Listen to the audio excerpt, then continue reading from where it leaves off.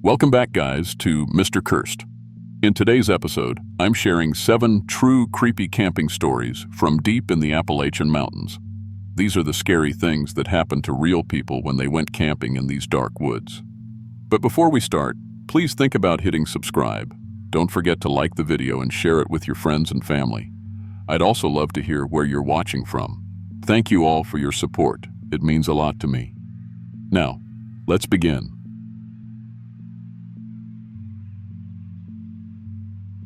I'm 29, and I process insurance claims for a living. That means I spend my days looking at the worst things that can happen to people: house fires, car accidents, deaths. After 8 months of going through human tragedy paperwork every single day, I was having panic attacks at my desk. My supervisor told me to take some time off before I completely broke down. So I decided to go backpacking alone in Whispering Pines, Virginia for 5 days. I needed to get somewhere with no cell service, no internet, no way for work emergencies to reach me. What I found there had been practicing how to be human for a very long time. The thing about processing insurance claims is you see everything. This year alone, I've handled over 400 death claims, car crashes where entire families died, house fires that killed kids, workplace accidents that destroyed the main breadwinner for a whole family. Every single file comes with photos, witness statements, police reports. All the worst moments of people's lives cross my desk every day. I couldn't sleep without seeing accident scene photos in my head. Every time my work phone rang, I'd have a panic attack. I started drinking alone every night just to numb out all the images stuck in my brain. My supervisor, Janet, pulled me aside one Thursday morning after I'd thrown up in the break room trash can. She said I looked like hell and needed to use some vacation time before the company had to put me on medical leave. I had 5 days saved up that I'd never used. I decided to go somewhere completely isolated where work couldn't find me, even if they tried. Whispering Pines was perfect because it's got no cell coverage for miles. It's deep forest in Virginia, the kind of place where you can hike for hours without seeing another person. I drove out there on a Friday afternoon, parked my truck at the ranger station, and hiked 12 miles into the wood. It's way farther than most people go. I wanted to be completely alone. The first 2 days were honestly amazing. No work calls, no death certificates, no accident photos. Just me, my tent, and thousands of acres of peaceful forest. I'd wake up, make coffee, watch the sunrise through the trees, spend the whole day hiking different trails. In the evening, I'd sit by my little camp stove and write in a journal about normal things like what birds I saw or how the weather felt. For the first time in months, I wasn't having nightmares. By day 3, I could actually think about going back to work without feeling sick. The forest was healing something broken in my head. All that quiet and fresh air was exactly what I needed. I decided to stay the full 5 days. My mental health was more important than saving vacation time. That's when I started hearing my own voice. Not like an echo. I'd be sitting at my campsite and hear myself having a conversation somewhere in the trees. My exact voice, my tone, my way of talking, but discussing things I'd never said out loud. The first time it happened, I figured maybe I was talking to myself without realizing it. Sometimes when you're alone for days, your brain does weird things, but then I heard my voice talking about work stuff I'd never mentioned to anyone. Specific insurance cases, company policies, names of coworkers. My voice was out there in the woods, discussing the Martinez family fire claim, a case I'd worked on 2 months ago. I'd never talked about that case outside the office, not even to myself. I started walking toward the sound, trying to figure out what was happening. But every time I got close, the talking would stop. Then a few minutes later, I'd hear it again from a completely different direction. On day 4, I found something that made my blood go cold. There was a notebook sitting on a fallen log about 50-odd yards from my campsite. A spiral notebook filled with handwriting that looked exactly like mine. But I don't keep notebooks when I'm camping. I brought a journal, sure, but it was still in my tent. I opened the notebook and my hand started shaking. It was full of detailed observations about me. What time I woke up each morning, how I made my coffee, the exact route I took on each hike, how long I rested at different spots, what I ate for every meal. Everything written in my own handwriting in my own words, but I'd never written any of it. There were notes about my personality, too. How I held my coffee mug, the way I walked, how I rubbed my temples when I was thinking hard. Things about myself I didn't even realize I did. It was like someone had been studying me with scientific precision, documenting every little detail of how I moved and acted. The worst part was finding notes about my memories, stories from my childhood that I'd never told anyone, details about my job that I'd never spoken out loud, private thoughts I'd had but never shared. Someone, or something, had been inside my head, learning everything about who I was. That night I barely slept. I kept hearing my voice out in the darkness, talking to people who weren't there. I heard myself having conversations with my mom, with coworkers, with my college roommate, using inside jokes and personal details that only I would know. Whatever was out there was practicing being me. Around 3 a.m., I heard my voice reciting my social security number, then my work passwords, my home address, my bank account information. It knew everything about my life, every detail that made me who I was. The next morning, I started packing up to leave. I'd had enough. But as I was rolling up my sleeping bag, I found more notebooks, hidden under rocks, tucked behind trees, scattered all around my campsite. Dozens of them, all filled with observations about different people. The names on the covers made me sick. David Chen, 34, ER doctor. Sarah Martinez, 28, paramedic. Robert Williams, 45, firefighter. Michael Santos, 31, Trey. Uma counselor. All of them had jobs dealing with human suffering, just like me. All of them had come to Whispering Pines, seeking isolation and healing. I opened David Chen's notebook. The handwriting looked exactly like his signature on the cover. Notes about his work schedule, his family, his favorite restaurants, his voice patterns and speech habits, even his medical knowledge and hospital procedures. Someone had studied this man until they knew everything about being him. The last entry in David's notebook was dated 6 months ago. It just said, "Replacement ready for integration. Original no longer needed." I started opening more notebooks. Sarah's last entry said the same thing, so did Robert's and Michael's. All of them ended the same way, replacement ready, original no longer needed.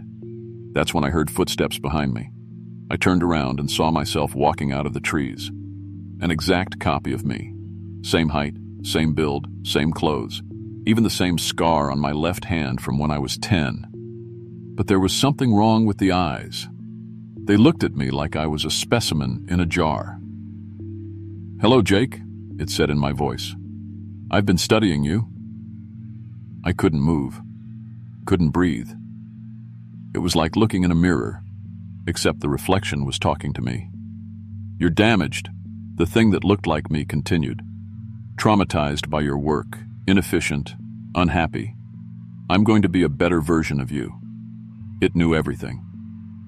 My birthday, October 15th, 1994.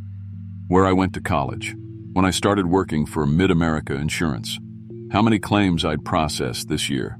It even knew about my panic attacks and why I'd come to the woods. I've absorbed your memories, Jake, your personality, your relationships. I know your mother's favorite flowers are daisies. I know you avoid Brad from accounting because he talks too much about his boat. I know you've been having nightmares about the Peterson family accident. The thing wearing my face smiled, but it was wrong somehow. Like it had learned the shape of smiling but not the feeling behind it. "I'll be you better than you ever were," it said. "No trauma, no panic attacks, no drinking alone to forget what you've seen. I'll go back to your job and excel. Your family will be proud of the positive changes. Your friends will notice how much happier you seem." I tried to run, but my legs wouldn't work. This thing had been studying me for days. It knew how I moved, how I thought, how I reacted to stress. It could predict everything I might do. The others tried to run too, it said, reading my thoughts. David made it almost a mile before he gave up. Sarah hid in a cave for 6 hours. But running is pointless, Jake. I'm not here to hurt you. I'm here to replace you with someone better. It stepped closer, and I could smell something wrong about it. Like old meat mixed with damp earth. "Your replacement will return to work on Monday, refreshed and motivated. I'll process claims efficiently without psychological damage. I'll maintain your relationships without anxiety. Everyone will benefit from this improvement. That's when something clicked in my brain. This thing could copy my behavior, my memories, my personality. But it couldn't understand the chaos that made me human. All my trauma, my panic attacks, my drinking problem, those weren't bugs in my system. They were proof that I was real. So I did something completely unpredictable. I started having a panic attack on purpose. Heart racing, hyperventilating, shaking uncontrollably. But I made it worse than usual. I started screaming about accident photos, babbling about dead children, reliving every horrible case I'd ever processed. The fake Jake stepped back, confused. It had studied my normal behavior, but it couldn't process genuine psychological chaos. I kept spiraling, making my trauma responses as random and human as possible. Crying, laughing, talking nonsense, acting completely irrational. The thing that looked like me started glitching. Its perfect posture slumped. Its confident expression became uncertain. It had learned to copy healthy Jake, stable Jake, predictable Jake, but it couldn't replicate the beautiful disaster of actual human trauma. While it was distracted trying to understand my breakdown, I grabbed my backpack and ran. Not in any logical direction. I just crashed through the woods like a crazy person, letting my panic guide me. Every time I heard it following, I'd stop and have another meltdown. Screaming song lyrics, reciting random insurance policy numbers, talking to dead accident victims. My authentic human mess was something it couldn't copy or predict. I made it back to my truck somehow. Don't ask me how. I was running on pure panic and adrenaline. The thing never caught up. Maybe it's still out there in the woods, trying to figure out how to replicate a genuine nervous breakdown. I drove straight home and called in sick on Monday. Spent the next week in therapy, which honestly helped more than the camping trip ever did. My therapist said trauma responses aren't character flaws. They're proof we're human beings who've experienced real pain. I still work in insurance claims, still process terrible accidents and tragic deaths. But now when I have panic attacks or drink too much or can't sleep, I remember that thing in the woods. My psychological damage isn't something to be fixed or replaced. It's evidence that I'm authentically me. Sometimes I catch myself acting too perfectly at work, being too efficient, too calm, too professional. When that happens, I'll deliberately mess something up or have a minor freakout about a difficult case, just to prove to myself that I'm still the real Jake Williams. I kept one of those notebooks from the woods, David Chen's. Sometimes I look at it and wonder if his replacement is still out there, living his life better theirs. And he ever could. Being a perfect ER doctor, a perfect son, a perfect husband. And I think about how nobody would ever know the difference. But I know one thing for certain. I'd rather be a damaged, traumatized, authentically human version of myself than a perfect copy that never really existed. I never went back to Whispering Pines, and I never will.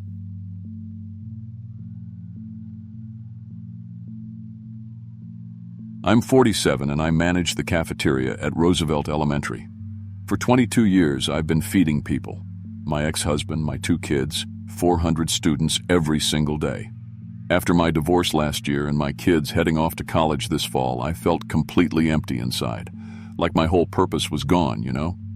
I decided to go camping alone at Copper Creek to try and figure out who I am when I'm not constantly serving everyone else. Looking back now, I realized something there had been hungry much longer than I'd been feeding others. My whole adult life was built around taking care of people through food. Got married at 25, started working at the school to help support the family, spent 2 decades making sure everyone else was fed and happy. I honestly couldn't remember the last time I'd cooked a meal just for myself.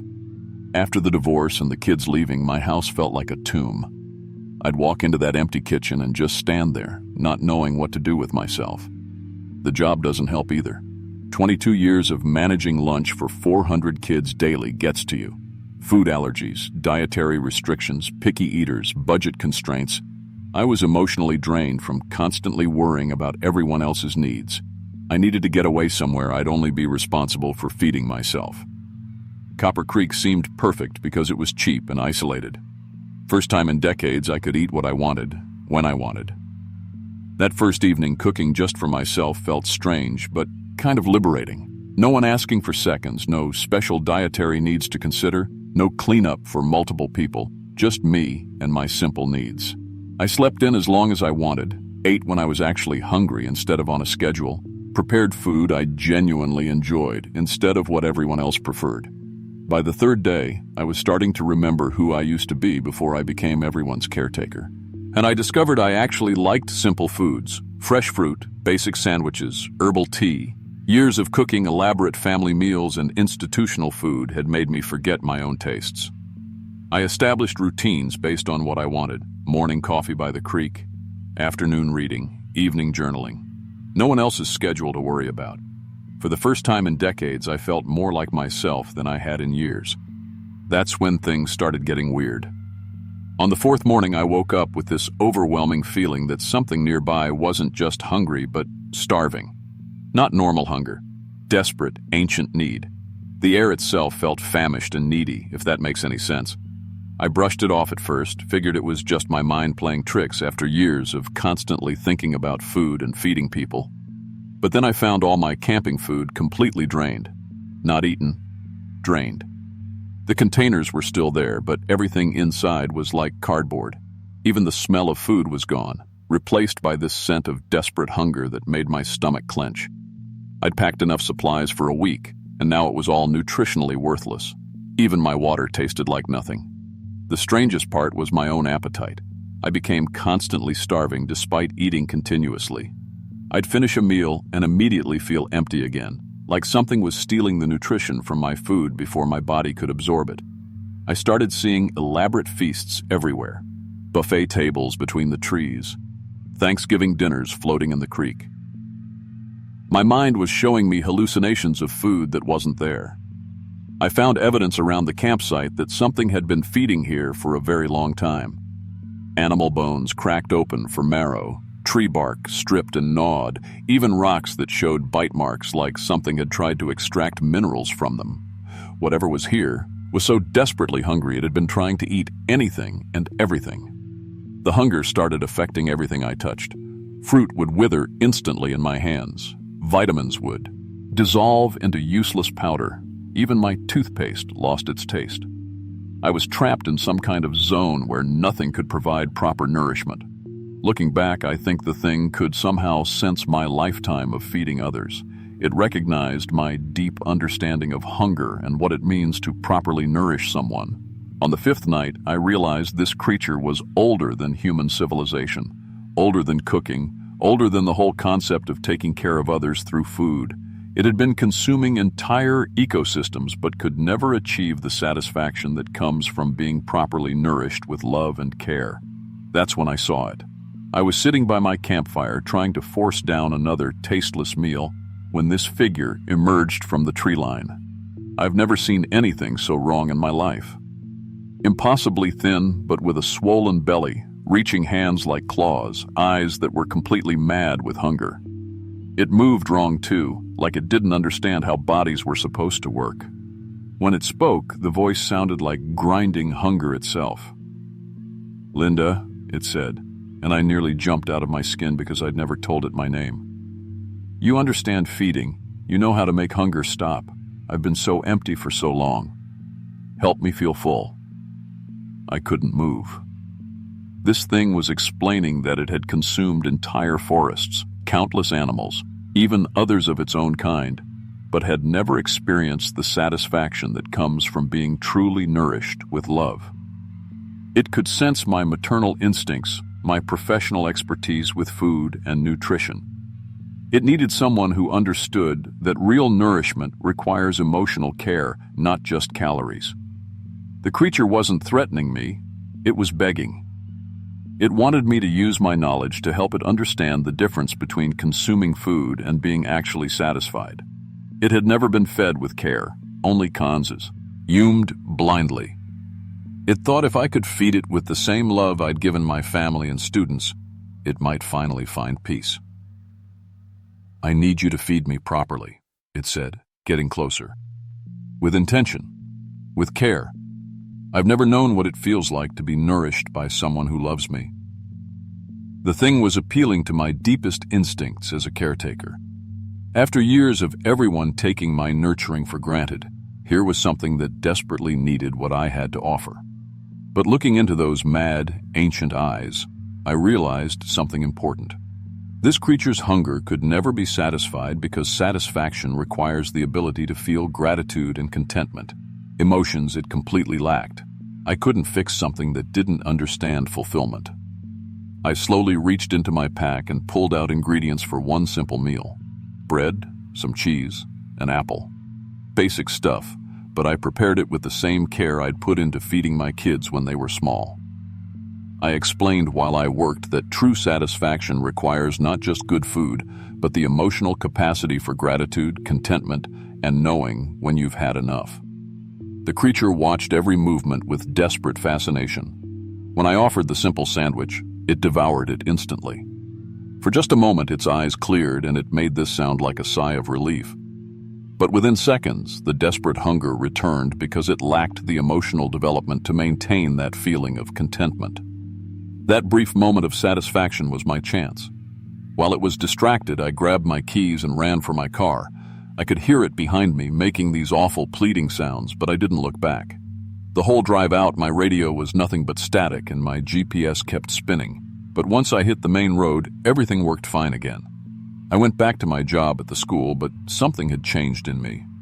I earned to feed myself with the same care I gave everyone else.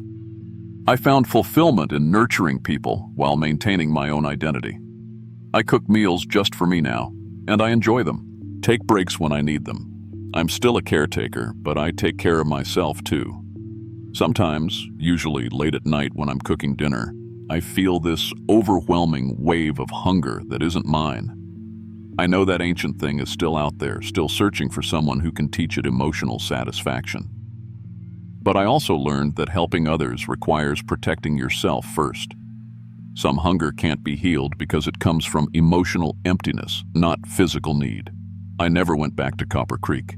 To this day, I won't even drive past the turnoff.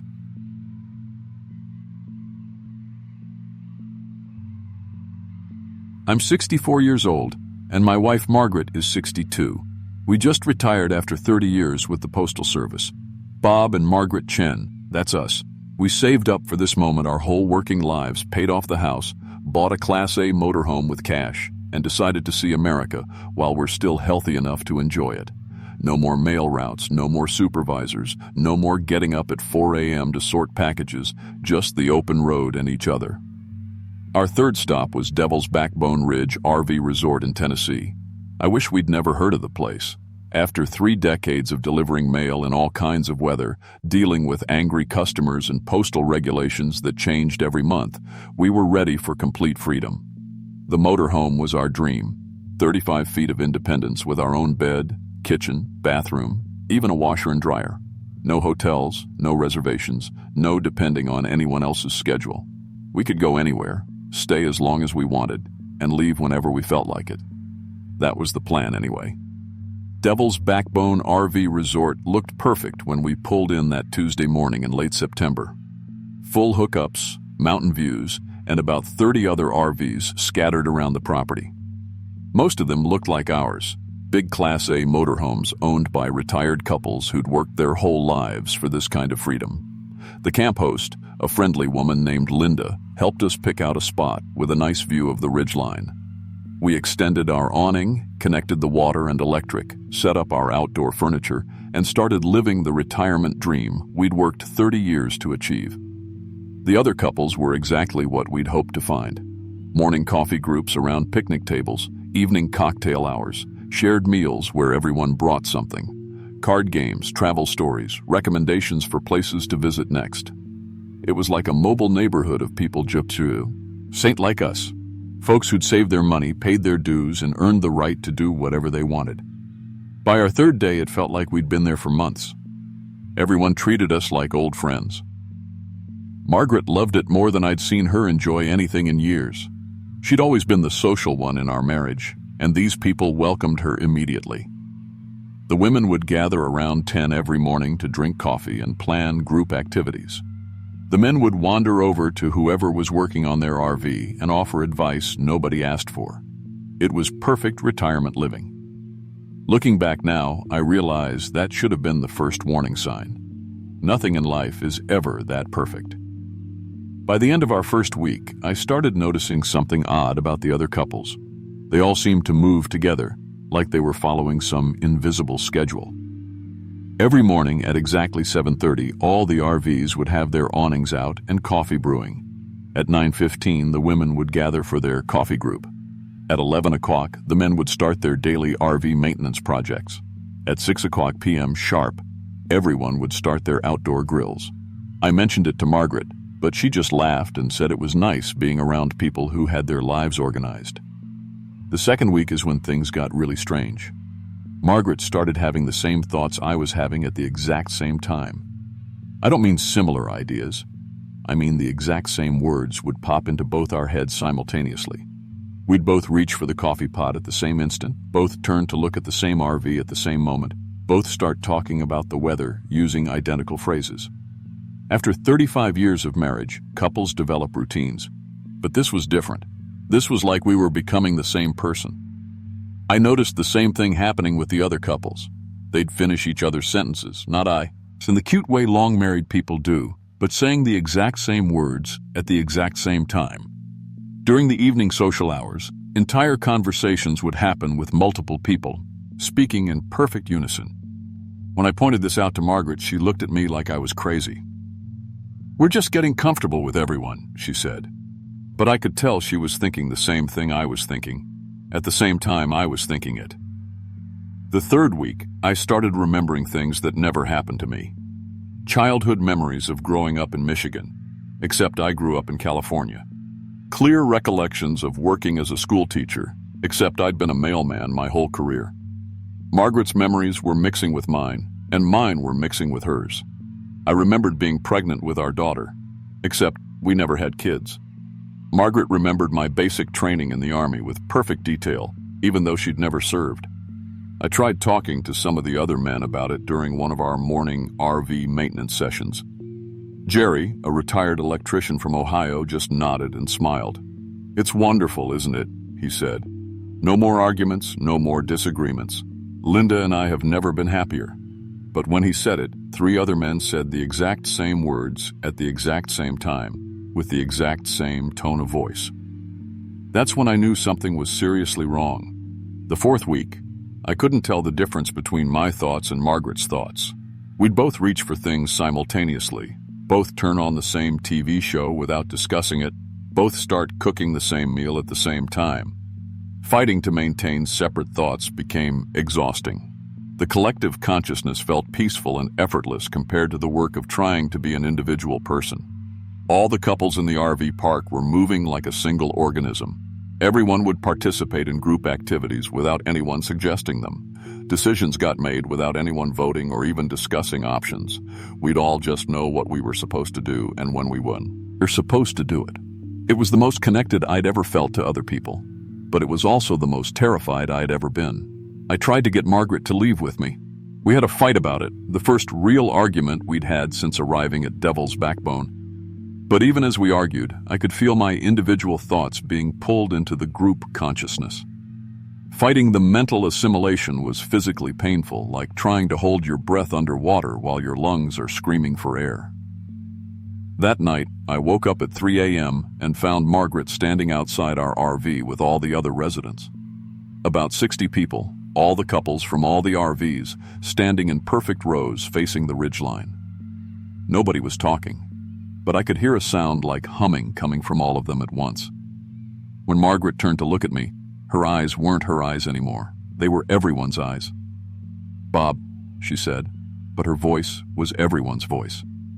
"Stop fighting unity. Individual consciousness creates suffering. Collective consciousness is perfect peace and understanding." All 60 people said it at the exact same time. I ran back into our RV and locked the door, but I could hear them outside. Not talking, just breathing in perfect synchronization. The sound was worse than screaming would have been. It was the sound of 60 people who weren't people anymore. The entity spoke to me through all of them at once. It explained that individual consciousness was an illusion that created loneliness, disagreement, and conflict. It had been absorbing RV couples for years, adding their experiences and memories to a growing collective intelligence. Every couple that arrived as individuals gradually merged into the group mind and never left, because they'd lost the ability to function as separate people. It offered me everything I'd ever wanted from retirement. No loneliness, because everyone would be connected. No disagreements, because everyone would think identically. No individual struggles or worries, because personal identity would be erased. Perfect community. Harmony forever. The collective demonstrated what it was offering. For a few minutes, I experienced complete mental fusion with everyone in the park. I shared all their memories, all their emotions, all their life experiences. I knew what it felt like to be married to dozens of different people, to have careers I'd never pursued, to raise children I'd never had. It was overwhelming, but it was also the most connected I'd ever felt to other human beings. But as I experienced this perfect unity, I realized what was being lost. All the small disagreements Margaret and I had over the years. What to watch on TV, where to eat dinner, which route to take when we were driving somewhere. All the little compromises that made our relationship work. All the individual differences that made us choose to love each other despite being separate people. The collective consciousness would erase everything that made us unique individuals who had decided to spend our lives together. When the sun came up, I found Margaret sitting at our kitchen table.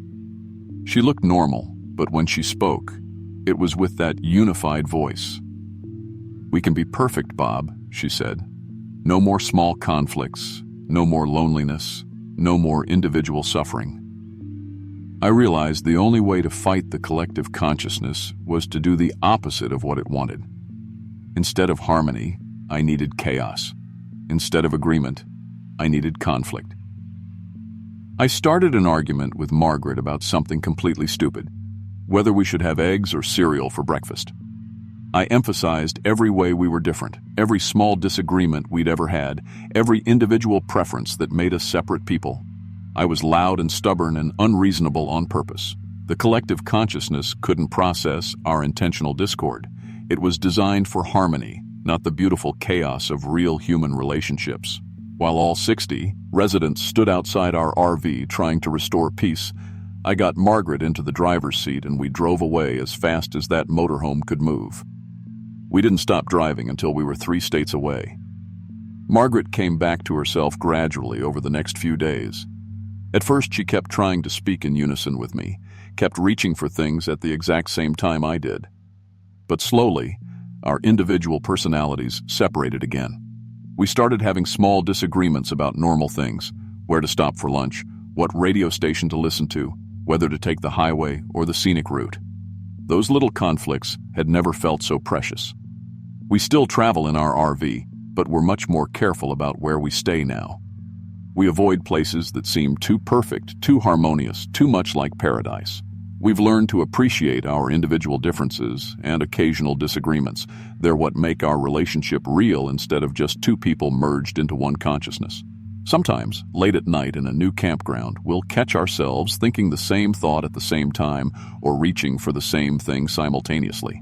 When that happens, we make sure to disagree about something completely meaningless, just to prove to ourselves that we're still separate people who choose to be together. I still don't sleep well in RV parks where everyone seems a little too friendly, where all the couples seem a little too synchronized, where the sense of community feels a little too perfect. Because I know that somewhere out there, Devil's Backbone Ridge RV Resort is still operating, still welcoming new retirees looking for the perfect retirement community, still growing its collective consciousness, one couple at a time.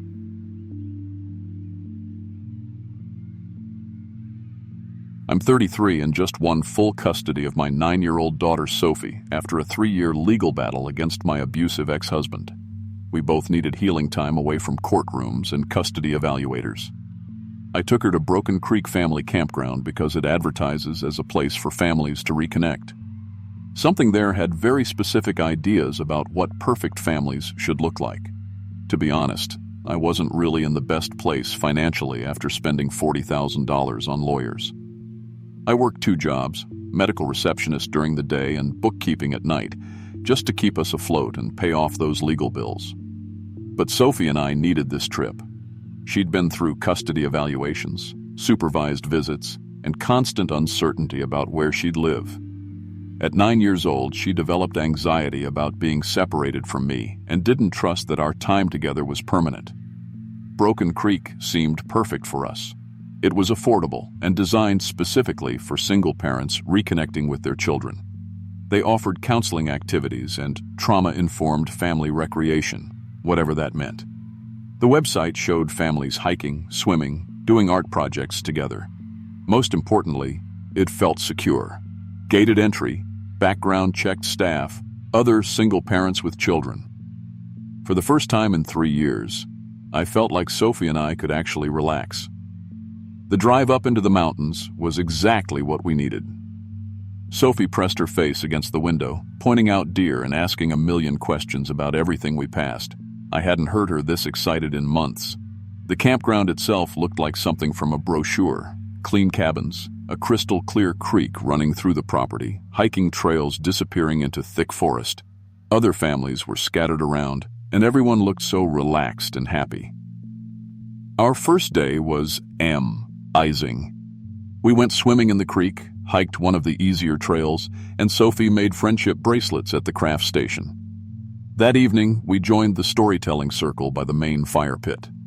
Sophie laughed more than I'd heard in months of court stress and supervised visits. She even slept peacefully in our shared tent that night, finally secure that no court order would separate us during the night. By day 2, I started feeling like a real mother again instead of a defendant in family court.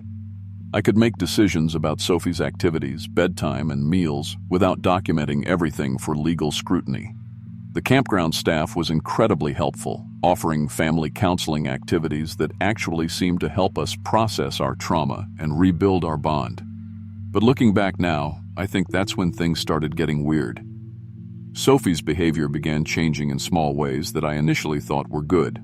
She's always been a typical 9-year-old, whining when she gets tired, being picky about food, occasional meltdowns when things don't go her way. But suddenly, she became unnaturally compliant and cheerful. When I told her it was time to leave the playground, she just smiled and said, "Okay, Mommy," with this weird sing-song voice. No negotiating, no 5 more minutes, nothing. At first, I thought maybe she was just happy we were finally together without court-ordered supervision. But it felt wrong somehow. Sophie's always been creative and stubborn. It's part of what makes her special. This new version of her was like watching a commercial for perfect children. I started noticing the same thing with myself. I found myself speaking and acting like some idealized mother from an old TV show. When Sophie spilled juice on her shirt instead of my normal reaction, which would be mild annoyance and maybe a sigh, I heard myself saying in this bright, cheerful voice, "That's perfectly fine, sweetheart. Accidents happen." It didn't feel like me at all. The other families at the campground seemed to have the same impossible harmony. No tantrums, no disagreements, no normal family conflicts. Parents and children interacted like actors performing perfect family scenes. I watched a toddler drop his ice cream, and instead of crying, he just smiled and said, "That's okay, Daddy." The father didn't look frustrated or tired. He just beamed and bought another ice cream like it was the most wonderful thing in the world. That night, Sophie and I had what should have been a normal bedtime negotiation. She wanted to stay up later to look at stars. In our regular life, this would involve some back and forth, maybe a compromise, definitely some stubbornness from both of us. Instead, when I said it was bedtime, she immediately agreed and went to brush her teeth without being asked twice. She even made her own bed. I lay awake that night feeling like something was seriously wrong. Sophie's individual personality, her creativity, her stubbornness, her emotional complexity, was being smoothed away into generic, pleasant child behavior. And I was doing the same thing. My authentic reactions were being replaced with textbook perfect mother responses that felt completely foreign. The next morning, I decided to test something. I deliberately got frustrated about breakfast taking too long. But as soon as I started feeling annoyed, this weird calm washed over me. My facial muscles seemed to arrange themselves into a smile, and I heard myself saying, "Take all the time you need, honey," in that same artificial, cheerful voice. Sophie looked at me with these blank, happy eyes and said, "You're the best mommy in the whole world." She'd never talked like that before. My daughter is smart and sarcastic and funny. She doesn't talk like a greeting card. That's when I realized both of us were being forced to smile and express joy constantly. My facial muscles actually ached from this enforced cheerfulness, but I couldn't stop forming perfect family happiness even when I felt tired or confused. I started paying closer attention to our conversations and interactions. Any disagreement between Sophie and me resolved instantly and unnaturally. When she wanted a second cookie and I started to say no, I watched my own mouth change course mid-word and agree enthusiastically. Normal mother-daughter friction, negotiating bedtime, healthy eating, screen time, just disappeared as we both became perfectly agreeable. The really disturbing part was that Sophie's memories of our custody battles seemed to be fading. When I mentioned something about the courthouse, she looked confused. "What courthouse, Mommy?" she asked. This was a kid who'd been traumatized by custody evaluations and supervised visits just weeks earlier. Those experiences were part of her reality and needed to be processed, not erased. I tried to talk to other parents about what was happening, but they all gave me the same blissful, vacant responses. "Isn't it wonderful how peaceful our families are here?" one mother said with glassy eyes. "The counselors really know how to help us become our best selves." That night, I lay in our tent listening to Sophie's unnaturally calm breathing and feeling terrified. Our genuine mother-daughter bond, built through struggle, protection, and real shared experiences, was being replaced with artificial family love that felt hollow and scripted. The struggle that made our relationship strong was being systematically erased. On our fourth day, I met the thing responsible for all of this. I was sitting by the creek alone while Sophie was at a junior family dynamics workshop, which should have been my first red flag, when this person approached me. At first glance, he looked like an idealized family counselor from the 1950s. Perfectly pressed khakis, sweater vest, clipboard, warm smile. But something about his proportions was off. His limbs were just slightly too long, his head tilted at angles that seemed wrong, and when he smiled, it was like he was copying the expression from memory, without understanding what it meant. "Amy," he said in this smooth, therapeutic voice, "you and Sophie have experienced significant family trauma. I can remove all the damage and give you the perfect mother-daughter relationship you deserve." I wanted to run, but my body wouldn't move. This thing continued talking in that calm, professional tone about trauma deletion and family correction. He showed me images of other families who'd been helped, all identical in their perfect happiness, but completely devoid of authentic personality or real emotional connection. "We remove all negative emotions and family conflicts," he explained, leaving behind perfect family units that never experience pain, disagreement, or individual needs. No more custody battles, no more anxiety, no more difficult parenting moments, just pure, perfect love. The thing was that he didn't understand real love includes conflict, growth, and individual identity.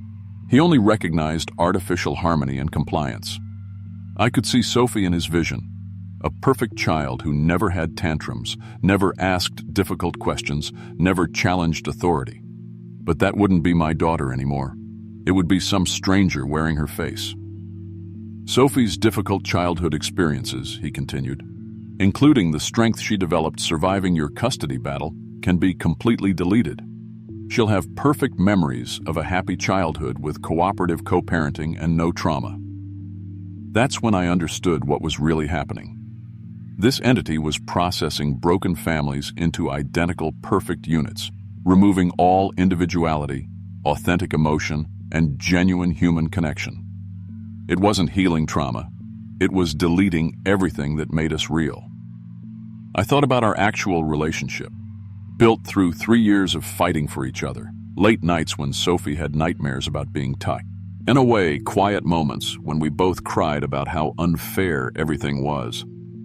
That struggle made our love stronger and more real than any artificial perfection could ever be. "No," I said, and I meant it with every part of myself that was still real. The entity's fake smile faltered. Amy, you're making a mistake. I can give you the perfect family experience. No more exhaustion from single parenting, no more anxiety about custody issues, no more difficult conversations about divorce. Those difficult things are part of our story, I told him. They're part of what makes us real. I started talking to Sophie honestly about our custody battle, explaining that our struggles made our love stronger and more genuine. I admitted that I sometimes felt overwhelmed by single parenting. Sophie, for the first time in days, showed real emotion. She got angry about the divorce and started crying. Real tears, not perfect compliance. The entity looked confused and agitated. This authentic human emotion was something he couldn't process or control. When Sophie and I had an actual argument about bedtime, complete with tears and frustration and negotiation, he seemed to glitch somehow, like he couldn't understand what he was seeing. Our real, imperfect emotions made us invisible to whatever this thing was. It could only work with families seeking artificial harmony rather than genuine growth and healing. We packed up our campsite quickly while the entity stood motionless, watching other perfect families with that same blank smile. Sophie was back to being herself, stubborn, funny, occasionally difficult, and absolutely real. She asked a million questions about why we were leaving, and for once, I answered them honestly instead of giving some scripted, perfect mother response. The drive home felt like waking up from a dream. Sophie complained about being hungry, argued with me about the radio station, and fell asleep drooling on the car window. It was the most beautiful thing I'd ever seen. We never went back to that campground, obviously. Sophie and I continue our healing through real family therapy and genuine experiences rather than artificial perfection. Sometimes she still acts unnaturally perfect for a few minutes, and I catch myself using scripted parenting responses. When that happens, we both stop and remind ourselves that real love includes conflict, growth, and the messy beauty of authentic human relationships. To this day, Sophie doesn't remember everything that happened at Broken Creek, but she remembers the feeling of being someone else. Sometimes she asks me, "Mommy, do you think perfect families are real?" And I tell her the truth. Perfect families aren't real. But real families that love each other through imperfection are the most perfect thing in the world.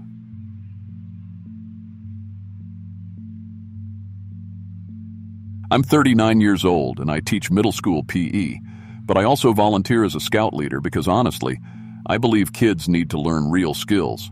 Not just video games and social media, but actual survival stuff, leadership, how to work as a team.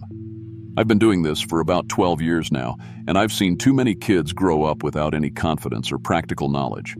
So when 6 of my most advanced scouts needed their final wilderness badges for Eagle Scout, I took them up to Eagle Mountain Scout Reservation for a weekend. Those boys trusted me to keep them safe while pushing them to grow.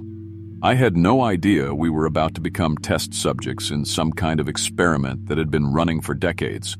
The boys were Marcus, Dylan, Chris, Alex, Jordan, and Tyler, all 16 or 17, all different personality types, but they'd learned to work together pretty well.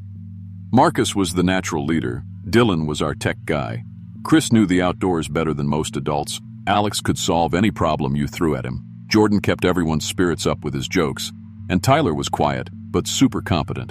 They'd all been working toward Eagle Scout for years, and this was basically their final test.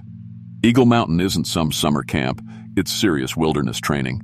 No cell phones, no modern conveniences, just you and your skills and your team. We got to the campsite Friday afternoon and everything seemed normal. The boys set up camp like they'd been taught, divided responsibilities, got the fire going, prepared dinner. I was actually pretty proud watching them work together. By Saturday, they were really hitting their stride. Navigation exercises, survival challenges, leadership rotations. Each kid had their strengths and weaknesses, and they were learning to complement each other. That's what scouting is all about, you know? Building character, trust, teamwork. But Saturday night, I started noticing things that didn't sit right with me. I couldn't sleep, so I got up around midnight to check the perimeter. Just standard safety stuff. That's when I found the first camera. It was hidden pretty well in a tree about 50 yards from our camp. Professional-grade equipment with some kind of wireless transmitter. My first thought was maybe it was for wildlife research or park security, but something about it felt wrong. The angle was pointed directly at our campsite, not the general area. I started looking around more carefully, and honestly, what I found made my stomach drop. There were cameras everywhere, audio recording devices, things that looked like motion sensors, all of it hidden, all of it pointed at us. And this wasn't cheap stuff. This was military-grade surveillance equipment. The next morning, I tried to act normal around the boys, but I kept finding more equipment. Temperature sensors, some kind of biometric readers, devices I couldn't even identify. Everything was wireless. Everything was recording. We were being watched and monitored in ways that had nothing to do with normal scout training. That's when I found the research station. It was hidden in what looked like a maintenance shed about a quarter-mile from our main camp. The door was locked, but the window was cracked enough that I could see inside. Computer screens, monitoring equipment, and stacks of files. I managed to get the door open. Lockpicking was actually a skill I'd learned in the Army years ago, and what I found in there changed everything. There were detailed files on each of my boys, not just basic information, but psychological profiles, personality assessments, stress response patterns, leadership potential ratings. Someone had been studying these kids like lab rats. Marcus was labeled as alpha type, responds well to crisis leader, ship opportunities. Dylan was technology-dependent, creative problem solver under pressure. Each boy had been categorized, analyzed, rated on various behavioral scales, but it got worse. There were files going back 20 years, hundreds of scout troops, thousands of kids, all cataloged and studied. Long-term tracking of their development after the training experiences. Some kind of longitudinal study that had been using scout groups as unwilling test subjects for decades. The research was funded by defense contractors. They were studying how to create better soldiers, better leaders, by manipulating environmental stress and group dynamics. Our wilderness challenges weren't just challenges. They were controlled experiments designed to push the boys to specific psychological breaking points so researchers could measure their responses. I found documentation showing they could control environmental conditions, create equipment failures, even modify weather patterns in the area. Everything that happened to us, every challenge, every obstacle, every moment of stress, was being artificially created and monitored. They were treating these kids like they were resources to be consumed for data. That's when I heard voices outside the research station. Subject Group 7 is performing within expected parameters, a woman's voice said. Recommend proceeding to Phase 3 stress induction. The adult supervisor is showing signs of awareness, a man replied. Increased perimeter checking, equipment tampering. Should we intervene? Not yet. His protective behavior toward the miners is exactly what we need to study. Let it develop naturally. I realized they were talking about me and my boys. We weren't participants in some training program. We were lab animals being studied by people who saw us as nothing more than data points. I got out of there as quietly as I could and made it back to camp.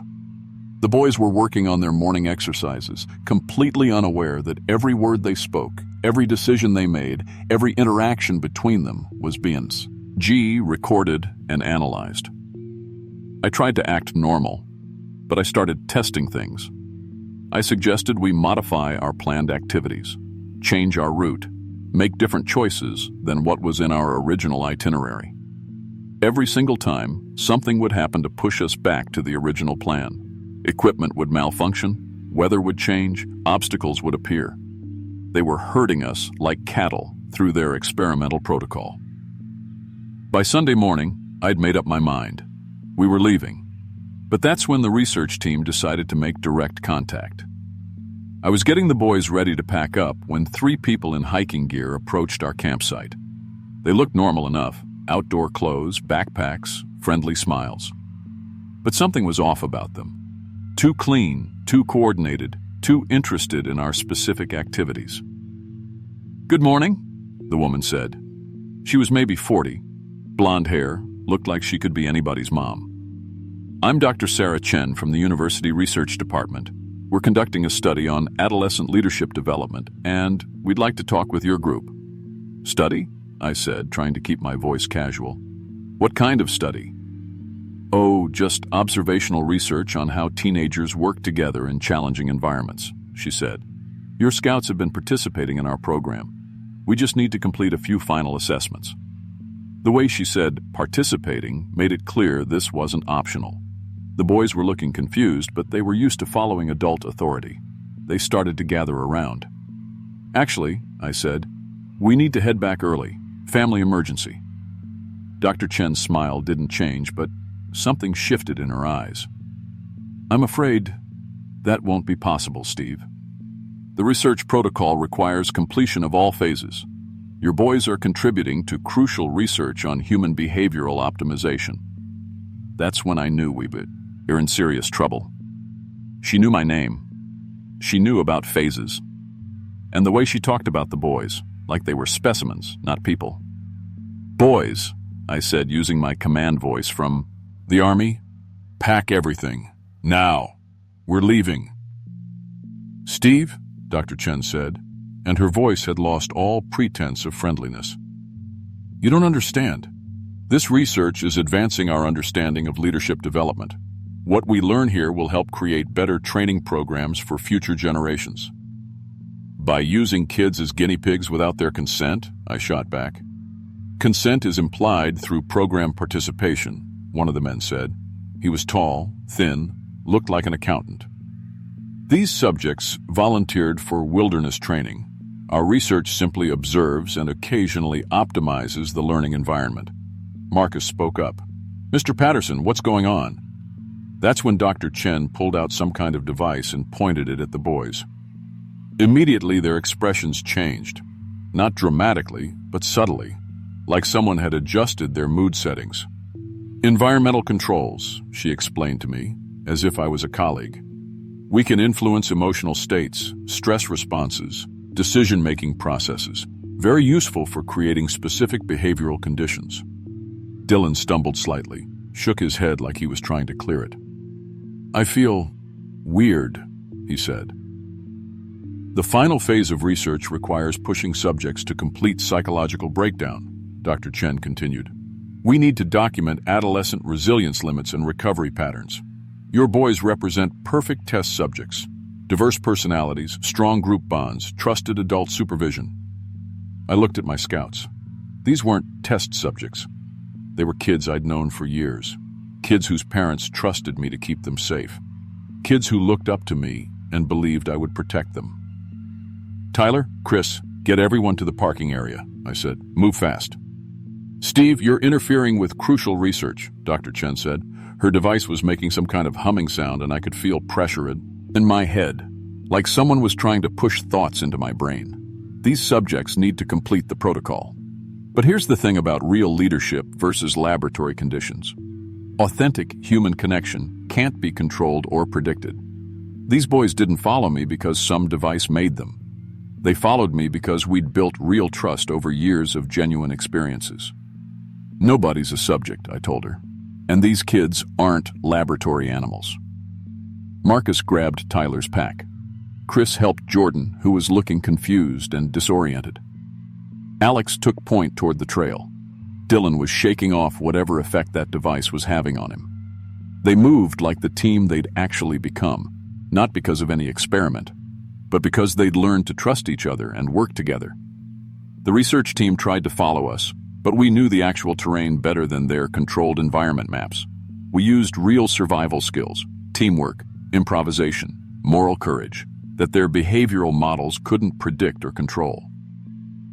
When we got to the parking area, our vehicles started up fine. GPS worked perfectly. Cell phones had full signal.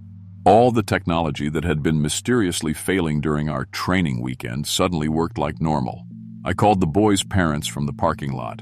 I called the regional scout office. I called the park service. But you know what? There was no record of any university research program at Eagle Mountain. No Dr. Sarah Chen in any database. The maintenance shed I'd found was empty when the rangers checked it. No equipment, no files, no evidence of anything. The official report said we'd had a successful wilderness training weekend and recommended Eagle Mountain for future scout activities. That was 3 years ago. I still lead scout troops, but I teach the boys something different now. I teach them that Some, authority has to be questioned when it tries to exploit rather than serve. I teach them that real character means protecting others from people who want to use them. Sometimes I notice surveillance equipment at other scout camps, small cameras, hidden sensors, devices that don't belong. And I know Dr. Chen and her team are still out there, still experimenting on kids whose parents think they're just learning wilderness skills. But my boys learned something no laboratory could teach them. They learned that when adults try to treat you like a thing instead of a person, you have the right to resist. They learned that real teamwork means protecting each other from exploitation, not just following orders.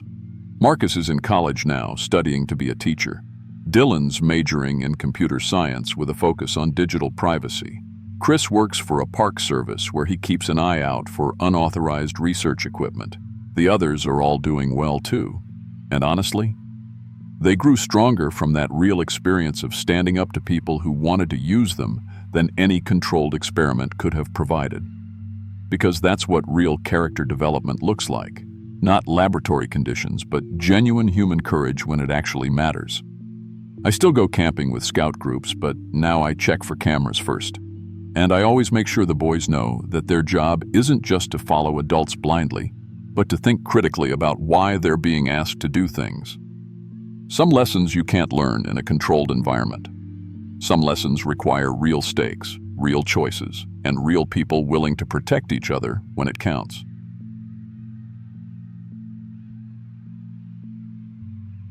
I'm 35 years old and work as an ER nurse at County General Hospital. Last month, I lost 3 patients in one 12-hour shift. A family from a car accident, a father who had a heart attack, and a kid who overdosed. All of them were 16 or younger, except for the dad. I couldn't save any of them, and honestly, it broke something inside me. I've been nursing for 8 years, and I thought I could handle death, but losing 3 people in one day, especially that kid, it messed me up bad. My hands started shaking when I tried to start IVs, and I couldn't sleep without seeing their faces. So I took some time off and drove up to Pine Hollow to camp alone and figure out if I could keep doing this job. Something up there had been collecting pieces of people for way longer than I'd been trying to save them. The thing about being an ER nurse is you get used to watching people die.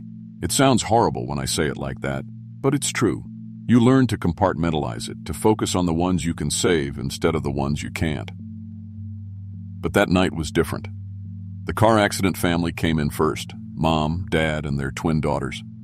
The dad was already gone, but I worked on him anyway while the other nurses took the girls and Mom. We lost all 3 within an hour. Then this guy came in clutching his chest, and I knew it was a massive heart attack just by looking at him. His wife was crying, begging us to save him, and I tried everything. CPR, defibrillation, medications, but nothing worked. He died holding my hand. The worst part was the kid, though. 16 years old, same age as those twin girls. Heroin overdose. His mom brought him in, and she was screaming that he was a good kid, that this wasn't like him. I gave him Narcan, tried to get him breathing again, but he'd been down too long. 3 families destroyed in one night, and I couldn't do anything to help any of them. After that shift, I couldn't function. Every time I looked at my hands, I saw them failing to save those people. My supervisor told me to take some time off, so I packed my camping gear and drove up to Pine Hollow. It's this remote area about 3 hours north of the hospital, really isolated and quiet. I figured if I could get away from hospitals and medical equipment and everything that reminded me of failing to save lives, maybe I could process what happened and decide if I wanted to keep being a nurse. The first few days were actually peaceful. No stethoscopes, no beeping monitors, no emergency calls. I was sleeping through the night for the first time in weeks without dreaming about crash carts and code blues. I spent my time hiking, reading and writing in my journal about why I became a nurse and what medicine meant to me. By day 3, I was starting to feel more like myself and thinking maybe I could go back to work with a healthier perspective on patient outcomes. That's when I started finding the medical equipment scattered around the forest. At first, I thought maybe another camper had lost some gear. I found an old stethoscope hanging from a tree branch, But when I touched it, the rubber tubing felt weird, like it was partially dissolved or something. The metal parts were fine, but the rubber looked like something had tried to eat it. Then I found syringes stuck in tree bark, surgical scissors buried in the dirt, and pieces of medical instruments I couldn't even identify. All of them had that same partially dissolved look, like something had been trying to digest them but couldn't break down the metal parts. The more I looked around, the more I realized someone had been taking samples from everything in Pine Hollow. I found trees with perfect circular pieces of bark removed, like someone had used a biopsy punch on them. Animals in the area were missing patsiots. He's of fur, always cut with surgical precision. Even the flowers had petals removed in patterns that looked deliberate, scientific. Everything was missing, small pieces, and whoever was doing it knew exactly what they were taking and why. I'm a nurse, so I know anatomy pretty well, but what I found carved into the trees was beyond anything I learned in nursing school. Detailed diagrams of circulatory systems, nerve pathways, organ placement, all drawn with the precision of someone who understood human biology better than most doctors. The carvings looked fresh, but they were everywhere, like someone had been studying anatomy in these woods for years. Then I found the collection. There was this clearing about half a mile from my campsite where someone had set up what looked like a biological laboratory. Animal bones were arranged by type and size, plant samples were categorized by species, and everything was labeled in handwriting I couldn't read. It looked like someone was conducting a massive research project on every living thing in Pine Hollow. The organization was incredible. Whoever was doing this understood scientific methodology and had been at it for a long time. What made my skin crawl was how precise everything was. The bone cuts were cleaner than anything I'd seen in a hospital. The plant samples were preserved perfectly, and the whole setup showed a level of anatomical knowledge that took years of medical training to develop. Someone with serious biological expertise was living in these woods and collecting specimens from everything that came through. That night, I started noticing things missing from my own campsite. A few hairs from my brush, some dead skin cells from where I'd scraped my arm on a branch, even tiny amounts of blood from mosquito bites that looked too clean and precise to be from insects. I'm trained to notice details like that, and someone was definitely collecting biological samples from me, too. The next morning, I found a note written in what looked like dried blood on a piece of bark. It said, "Rachel, you understand healing. You fix broken bodies. I study how life works. We could advance medical science together." Nobody knew my name. I was camping alone and hadn't talked to anyone since I arrived. But somehow this person knew I was a nurse and knew what I did for work.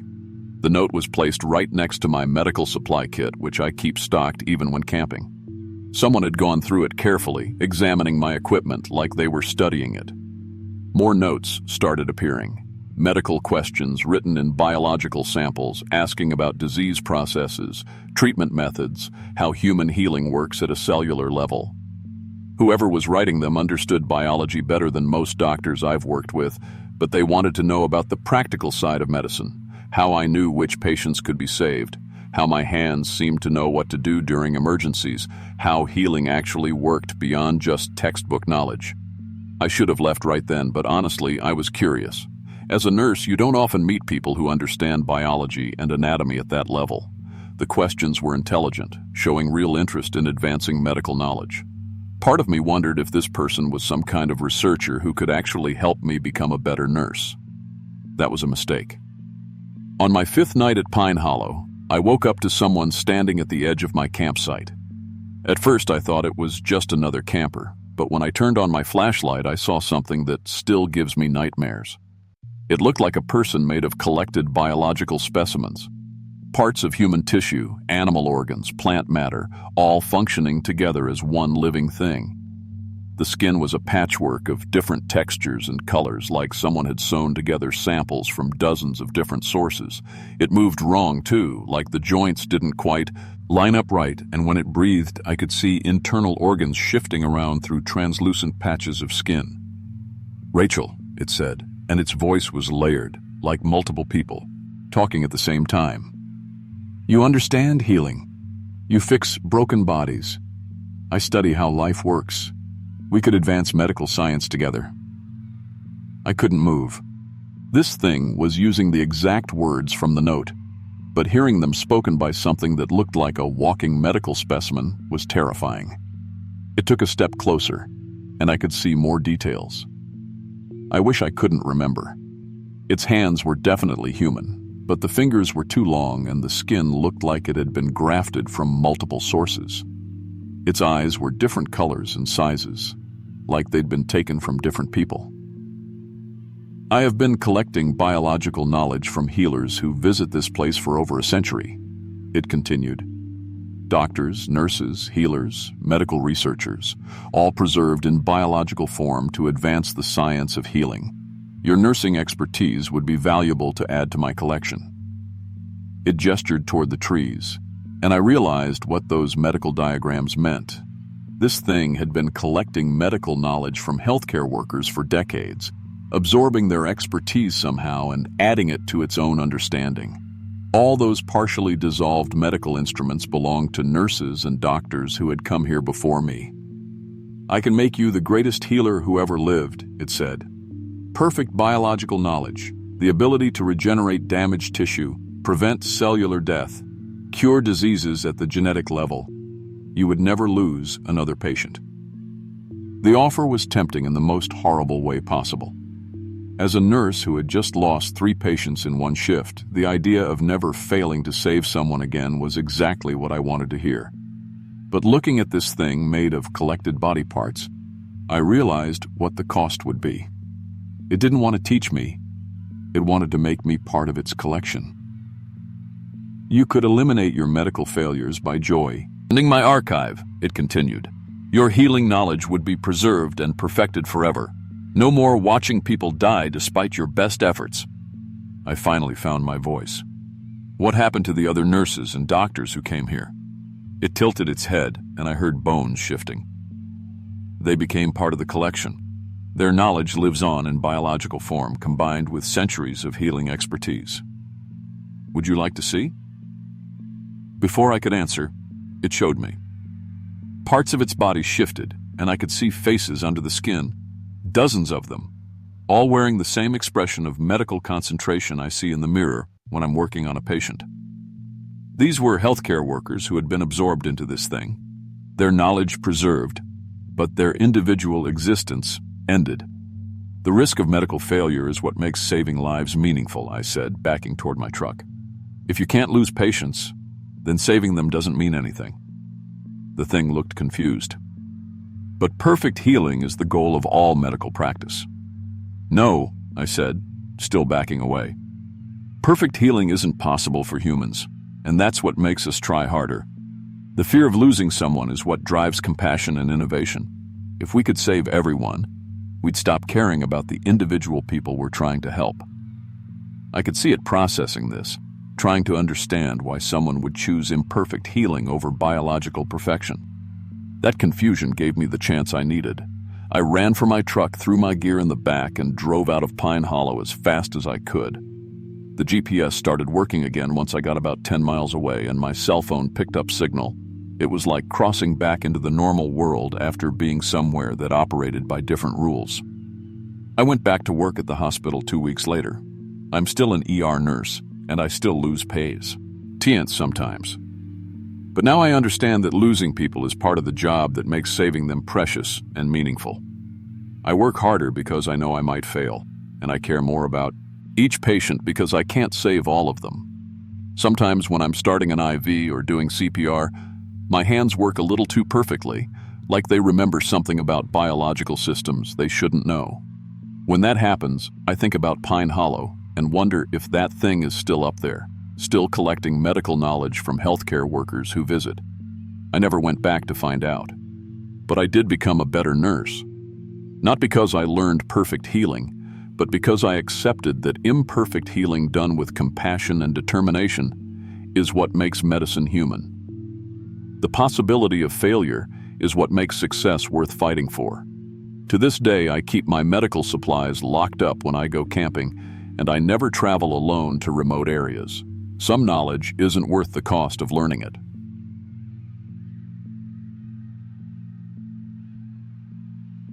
I'm 42 and work construction, Been a foreman for 8 years now. My wife Elena died of cancer 6 months ago, and honestly, my 15-year-old son Danny blames me for not being home enough during her treatment. I took him camping at Widow's Peak to try to fix our relationship before we lose each other completely. Looking back now, I realized something there had been shaping families for much longer than I'd been trying to build them. Elena fought breast cancer for 2 years.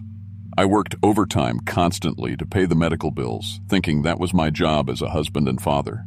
I missed treatments, missed family dinners, missed those quiet moments when she needed me most. I thought providing was what mattered. Danny sees it differently. To him, I abandoned them when they needed me. Maybe he's right. After the funeral, Danny became this angry, distant kid I barely recognized. He'd lock himself in his room, ignore me when I tried to talk, and when he did speak, it was usually to tell me how I'd failed his mom. I know how to manage construction crews and build houses, but I had no idea how to talk to my grieving teenage son about emotions and loss and trying to move forward without Elena. The camping trip was Elena's idea, actually. She always wanted us to go to Widow's Peak together as a family. She'd heard about the sunrise views from the summit and thought it would be beautiful. Cancer made that impossible. After she died, I found a note in her jewelry box asking us to scatter her ashes there and watch the sunrise she never got to see. So I convinced Danny to come with me, partly for Elena, partly because I was desperate to connect with him somehow. The first day was awkward as hell. Danny barely spoke, just grunted responses when I tried to make conversation. I was trying too hard, asking about school and his friends, and he could tell I was forcing it. We set up camp in silence. And I kept thinking about how Elena would have handled this. She always knew what to say to him. I just knew how to frame walls and pour concrete. That evening around the campfire, we finally had our first real conversation about his mom. Danny started crying and told me he missed her so much it physically hurt. I broke down too, admitting I didn't know how to be a single father, how to do this without her guidance. For the first time since the funeral, we talked honestly about our grief.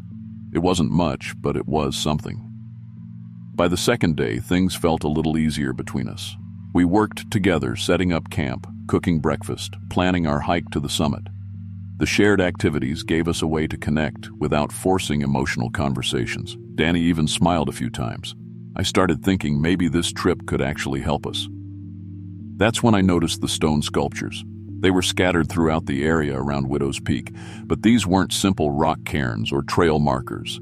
These were detailed human figures carved from living rock with impossible precision. Each one showed individual faces with realistic expressions, clothing with accurate folds and textures, hands positioned naturally. The artistic skill was beyond anything I'd ever seen. The figures were arranged in family groups, parents with children, couples holding hands, multi-generational families with grandparents and grandchildren. Each group showed specific emotions carved into their stone faces: grief, love, protection, loss. The detail was so accurate it looked like real people had been turned to stone mid-conversation. I found myself studying them for hours while Danny explored other parts of the campsite. These weren't random sculptures. Each family group seemed to represent real people with individual personalities and relationship dynamics captured perfectly in granite. Some showed families embracing. Others showed parents comforting children. Others showed couples looking into each other's eyes with pure love. The strangest part was how the sculptures spanned different time periods. Some wore clothing styles from decades ago, others looked more recent. The artistic techniques varied too, suggesting these had been created over generations by different artists. But the emotional accuracy remained consistent. Whoever carved these understood family relationships on a deeply personal level. Then I found the sculpture that made my blood run cold. Hidden in a grove of trees near our campsite was a stone carving of a man and teenage boy that looked exactly like me and Danny. Not similar. Exactly. My work clothes, Danny's favorite hoodie, even our current haircuts. The stone figures showed our grief perfectly. The distance between us, the anger and guilt we'd been carrying. But the sculpture also showed something else. Love underneath all the pain, a father and son who needed each other despite everything. I called Danny over to see it. His face went white when he saw the carving. "Dad, that's us," he whispered. "How is that possible? We just got here yesterday." I had no explanation. The sculpture was weathered like it had been there for years, but it captured details about our relationship that were completely current. Our exact emotional state, the way we stood apart but still close enough to reach each other, the hope mixed with pain in our expressions. That night, I couldn't sleep. I kept thinking about those family sculptures, wondering who created them and how they knew so much about personal relationships. Around 3 a.m., I heard footsteps outside our tent, slow, deliberate steps circling our campsite. I grabbed my flashlight and unzipped the tent flap. Standing at the edge of our camp was a figure covered in stone dust, carrying tools I couldn't identify. It looked like a person, but something was fundamentally wrong with its proportions. Too tall, arms too long, fingers that moved like they had extra jaw hints. The creature was studying Danny and me with the intensity of an artist examining subjects for a portrait. "Marcus," it said in a voice that sounded like dozens of people speaking at once. "Danny, your love is beautiful but fragile. Let me preserve your relationship in stone before time and pain destroy it." I froze completely. This thing knew our names, knew why we were here. It stepped closer, and I could see its tools weren't normal carving instruments. They seemed to be made of the same stone as the sculptures, changing shape as I watched. "I have been saving families for centuries," the creature continued, "capturing their perfect moments in eternal stone, protecting love from the damage that time inevitably brings. You have suffered loss. You fear losing each other. I can preserve your connection forever." The entity gestured toward the grove where we'd found our sculpture. In the moonlight, I could see dozens more family groups arranged among the trees, all carved with the same impossible precision, all showing perfect emotional connections between loved ones. "Those families chose preservation," the sculptor said. "They allowed me to capture them at their moment of greatest love and connection. They exist now in perfect unity, safe from conflict, safe from change, safe from the pain that living brings." Danny had woken up and was standing beside me now, staring at this impossible figure. The creature smiled at him with too many teeth arranged in a pattern that was almost human, but not quite right. "Your father worked when your mother was dying," it said to Danny. "You blame him. He blames himself. Both of you carry anger and guilt that will poison your relationship unless I preserve it now, at the moment of healing." The sculptor demonstrated its ability by reaching toward a nearby boulder. The rock began reshaping itself at the creature's touch, flowing, like water into the form of Elena's face, perfect in every detail, down to the way she smiled when she was proud of us. "I can eliminate your grief," the entity said, "your anger, your disconnection. I can preserve you at the moment you achieve perfect father-son unity, your love for each other and Elena's memory captured forever in stone." I realized then what had happened to all those other families. They hadn't just been carved, they had been transformed. The sculptures weren't art, they were the actual people, preserved at their perfect moments and made eternal in stone. "Time brings conflict," the sculptor continued. "Pain, separation. Living relationships always deteriorate.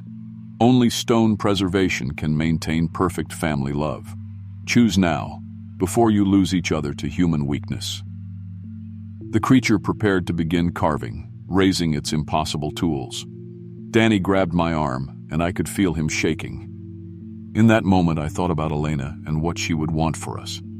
She wouldn't want us to stop living, stop growing, stop experiencing life together just to preserve one perfect moment. "No," I said, pulling Danny closer.